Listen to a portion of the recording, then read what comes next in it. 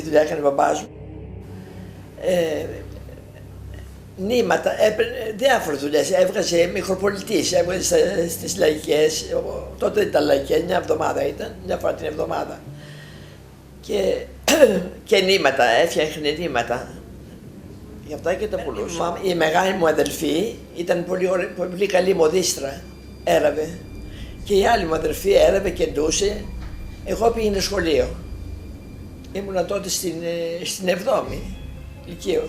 Όταν μας πιάσει. Η γιαγιά μου ζούσε στο σπίτι του θείου μου, του Σαμουήλ, ζούσε η γιαγιά μου, και ερχόταν και στο σπίτι μας, έτρωγε, αλλά ζούσε εκεί. Εκεί έμειναν πολλές οικογένειες. Ήταν μεγάλο, πολύ μεγάλο το σπίτι, πολλά δωμάτια, ήταν μεγάλο και κάτω και πάνω. Αλλά όταν έγινε ο βομβαρδισμός, είχε πέσει το σπίτι μας, σας είπα, και πήγαμε εκεί στο σπίτι του θείου μου και μπαίναμε. Αλλά εκεί εκείνη την εποχή είχαν καεί τα χωριά, τα γύρω χωριά των Τρικάλων, το Μουζάκι, αυτά, και όλοι οι πυροπαθείς κατεβήκανε και πετάξαν τα σπίτια, διάφορα σπίτια, και πετάξαν και το σπίτι του θείου μου και έμεναν τα επάνω δωμάτια, έμεναν πυροπαθείς. Ήταν μικρή αυτή που ήταν απέναντί μας, ήταν μικρή. Η άλλη καλή συναγωγή ήταν ένα τετράγωνο πιο πέρα αριστερά, η οποία είναι και σήμερα ακόμη εκεί αυτή. Οι άλλοι κρεμίστηκε, δεν ξέρω τι έγινε, δεν έχουν κατεδαφίσει. Ούτε πλούσιοι ήμασταν, αλλά περνούσαμε καλά. Γιατί σαν λέω, η αδερφή μου δούλευε και ο μπαμπάς μου δούλευε. Η αδερφή μου, η δεύτερη, έφτιανε και ντούσε πάρα πολύ ωραία. Έπιανε τότε κάλτσες, πόντους, ήταν οι κάλτσες τότε υψηλές, έπιανε τους πόντους. Όταν μπήκαν οι Γερμανοί δουλεύαμε και ήταν τότε τα εκατομμύρια. Είχαμε δουλειά, δουλεύαμε. Αλλά βγάλαν διαταγή, ο μπαμπάς μου είχε βγάλει ελληνική ταυτότητα, με ελληνικό όνομα. Είχε αυτό πολύ. Στον πόλεμο, ναι. Γιατί ο μπαμπάς? Τότε με τους Γερμανούς. Για να μπορεί να ταξιδεύει, επειδή ταξίδευε, πήγαινε στο Βόλο και ερχόταν, ταξίδευε πολύ τακτικά. Και έφτιανε αυτά τα νήματα που σας λέω και πήγαινε τα πουλούσε εκεί. Και έβγαλε ελληνική ταυτότητα. Φοβόταν, ναι. Και εμείς είχαμε φύγει τότε πάρα πολύ στα χωριά. Και εμείς είχαμε φύγει και μέναμε σε ένα χωριό πάνω σε ένα μοναστήρι. Είχαμε μείνει. Και μαζί με μια άλλη οικογένεια που είχαμε μαζί στο μοναστήρι. Σας λέω, Ρώσο, κατεβαίναμε τη Δευτέρα που γινόταν το παζάρι κάθε Δευτέρα, ψωνίζαμε και ανεβαίναμε πάλι. Ήταν 3 ώρες δρόμο με το πόδι που πηγαίναμε σε ένα μοναστήρι, κοιτούσα για να το δεις επάνω, πολύ ψηλά. Ύστερα, σας λέω, Ρώσος ο μπαμπάς μου και κατεβήκαμε. Ο μπαμπάς μου θύμωσε γιατί κατεβήκατε, μας μάλωσε. Μετά, ύστερα που ήταν λίγο καλύτερα, τη μια μέρα σηκώθηκε λιγάκι, βγήκε έξω. Και την άλλη είχαμε σκοπό να ξαναφύγουμε πάλι. Την άλλη μέρα μας πιάσαν. Βομβαρδίστηκε το 40, πώς με πέθανε, το 45, το 44, το 43. Μάλλον επειδή ήμασταν Εβραίοι. Επειδή σας λέω, είχε διαταγή να δηλωθούμε. Και εμείς δεν είχαμε δηλωθεί.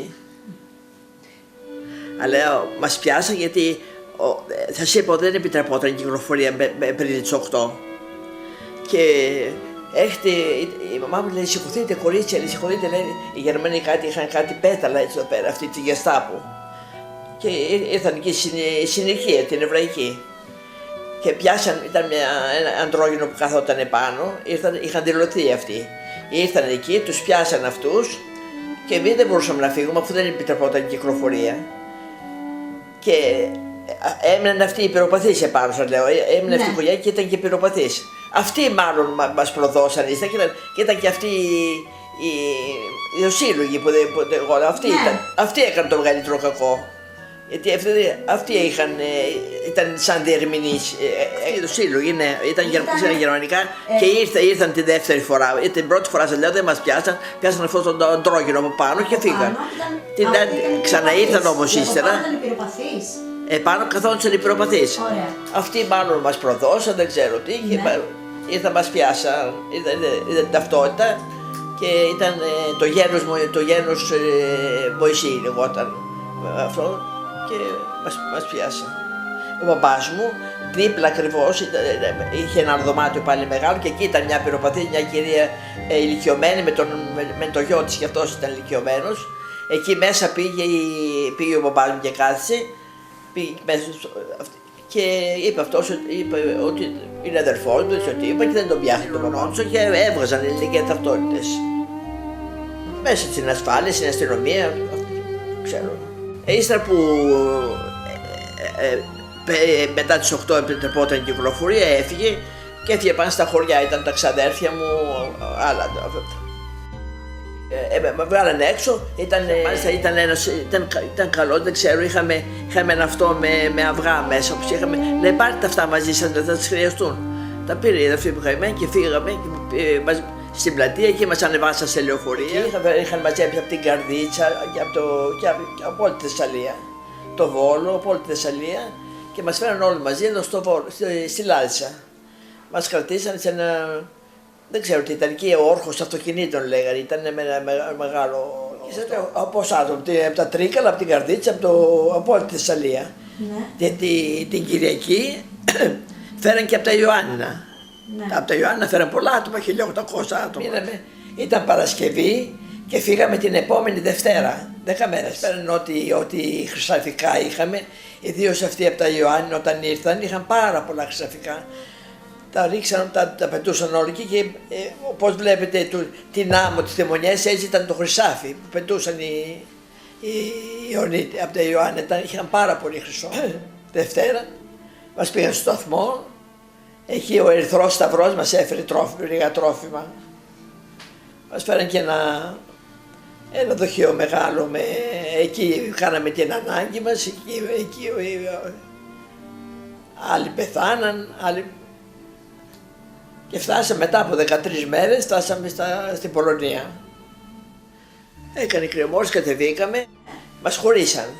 Μας βάζαν τους ηλικιωμένους να ανεβούν στα αυτοκίνητα και οι νέοι να κατεβήκαμε κάτω και μόλις κατεβήκαμε μας χωρίζαν. Ναι, μας χωρίζαν, οι ηλικιωμένοι να ανεβούν στα αυτοκίνητα και άλλοι που ήταν πιο νέοι που πήγαμε τα αυτοκίνητα και αυτούς τους κάψαν. Αλλά εμείς, λέει, η αδερφή μου λέει, μαμά, εμείς θα πάμε μαζί. Ναι, είπαμε θα ανταμώσουμε. Η μαμά μου κατευθείαν, δεν την ξαναείδα. Κατευθείαν. Και οι αδερφές πήγατε μαζί εσείς οι τρεις? Μας πήγαν στο Λουτρό, σας λέω. Εκεί, μόλις πήγαμε, μας βάλαν το νούμερο. 77-092. 77-092 το νούμερο. Μας χορέψαν τα μαλλιά εντελώς. Και μας βάλαν στο Λουτρό. Εκεί μας πήραν όλα τα ρούχα, τα δικά μας, και κάναμε μπάνιο και μας έδωσαν παλιόρούχα, αφού δεν γνωρίζαμε οι αδερφές μου ήταν έτσι, δεν μπορούσα να τις γνωρίσω, γιατί μας έβαλαν κάτι παλιόρούχα. Και από εκεί μας πήγαν ύστερα αυτό και πήγαμε στα αυτά τα παραπήγματα που είχαν, αυτά τα δωματιάκια εκεί που μέναμε. Εκεί βρήκαμε και άλλες που είχαν πάει στη Θεσσαλονίκη, που είχαν πάει γρηγορότερα. Δεν είχαν πια όνομα, με το νούμερο.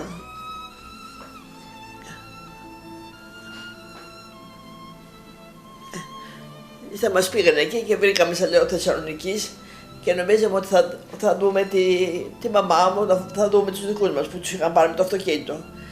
Αυτοί λέγαν, μην περιμένετε, να τους δείτε αυτούς, τελείωσε. Δεν τους ξαναδείτε, λέγανε, τους πήγαν.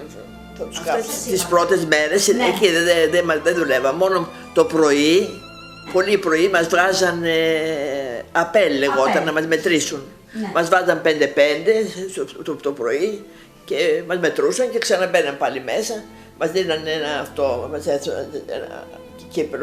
έβαλαν τσάι το πρωί και το μεσημέρι μας δίναν ρεπανόσουπα, ρεπάνια, αυτά τα πράγματα, μια σούπα, εκεί τρώγαμε. Και μετά από μέρες που καθίσαμε καραντίνα μας πήγαν για δουλειές. Ύστερα βλέπαμε δίπλα από τον τοίχο, φαινόταν το φουγάρο και κόκκινες φλόγες.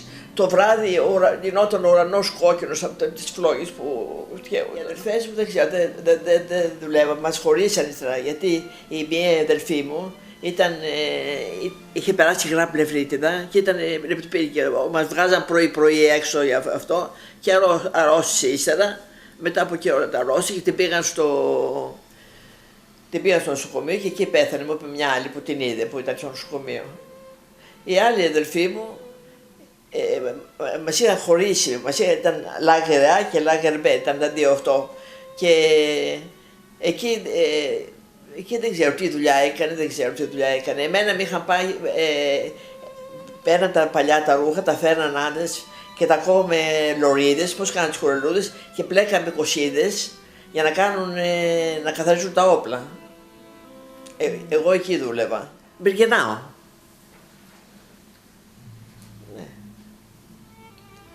Και ερχόταν το βράδυ ερχόταν ένας Γερμανός και έπαιρνε τις κοσίδες, έτσι τραβούσε για να είναι γερές, γερές οι κοσίδες. Το βράδυ κοιμόμασταν, ήταν κάτι χτιστά, κάτι χωρίσματα έτσι. Ήταν χτιστά με τούβλα και ήταν κάτι δωματιάκια έτσι και κοιμόμασταν 5-6 δωματιάκια εκεί και επάνω.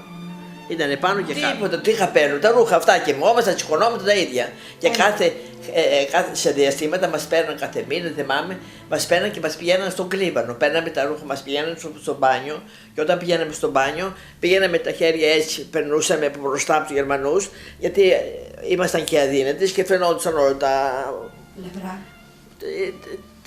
Τα παιδιά μας έτσι. Και όποιοι νόμιζαν ότι ήταν πολύ αδύνατες, παίρναν τα νούμερα και όταν συμπληρώνονταν ο αριθμός, τους μαζεύαν και τους πηγαίναν στο κρεματόριο. Αφού περνούσαμε έτσι από το σελεξιόν, περνούσαμε από μπροστά, πηγαίναμε στο μπάνιο.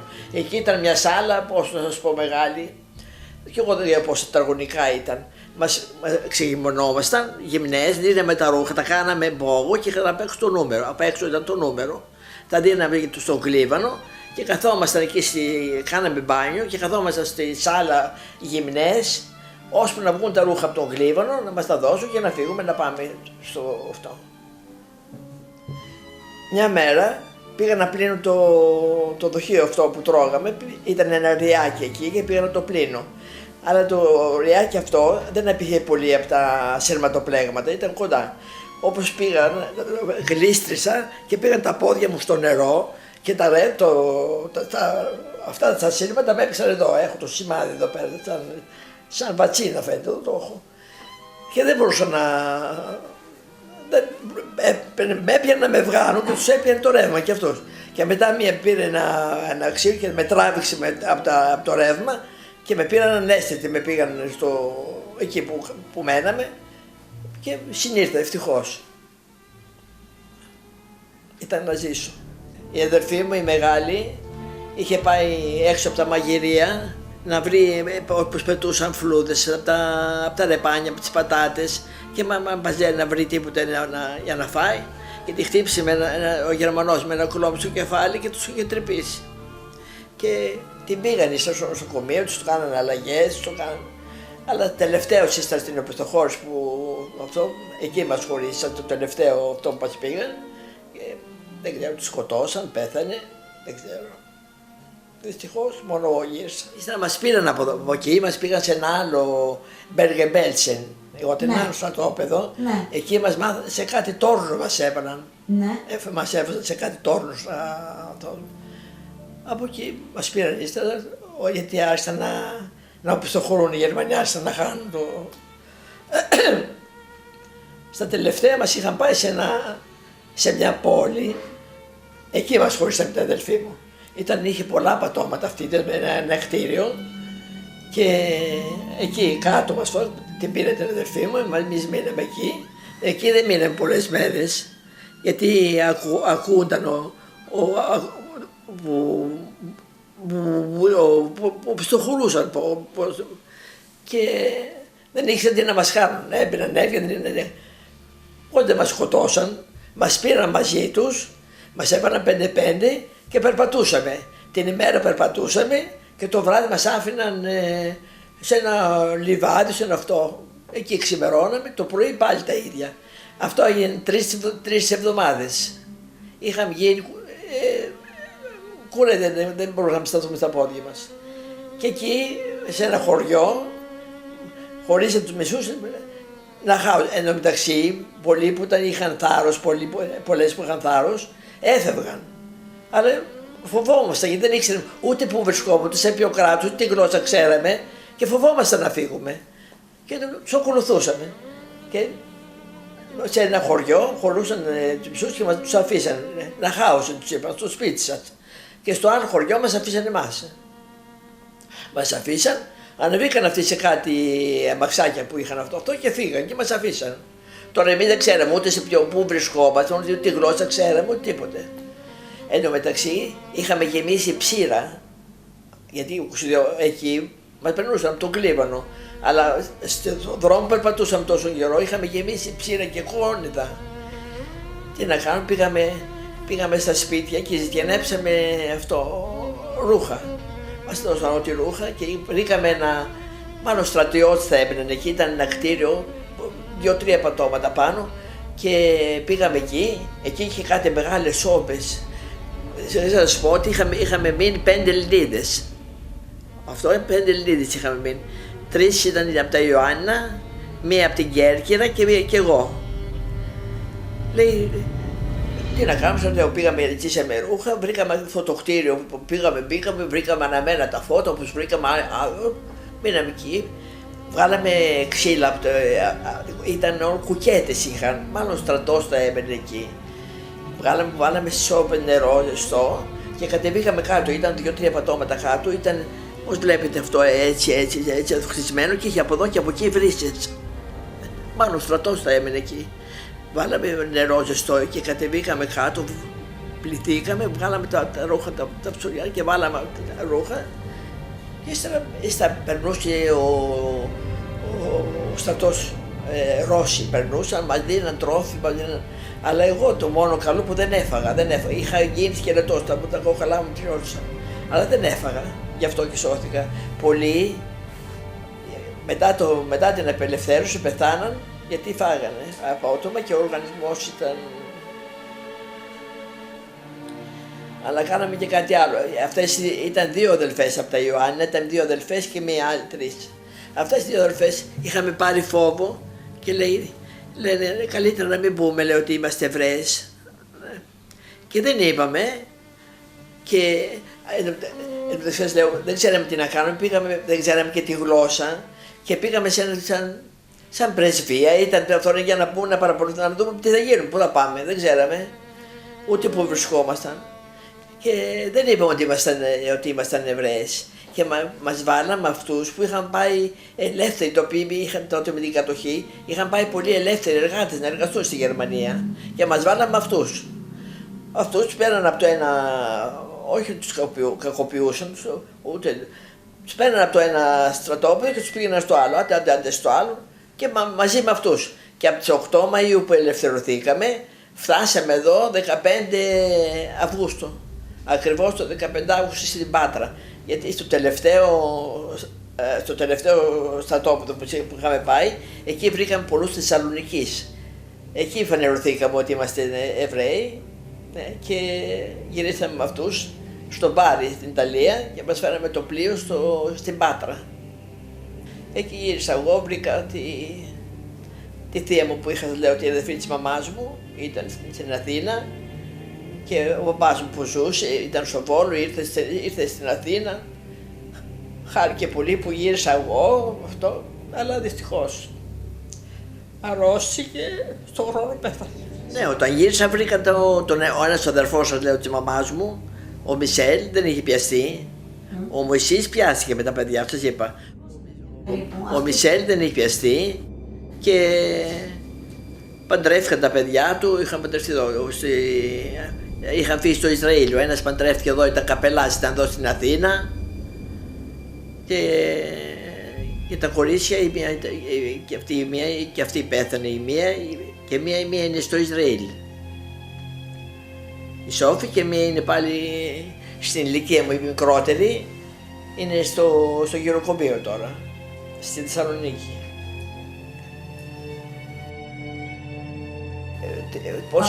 Πόσα 300 ήταν. Ναι, ήταν από πολλά κράτη. Από την Αμερική, από το Ισραήλ, από πολλά κράτη. μας δώσαν και αυτό το αναμνηστικό, πλακέτα. Έτσι ήταν η πύλη που εκεί που φτάναμε.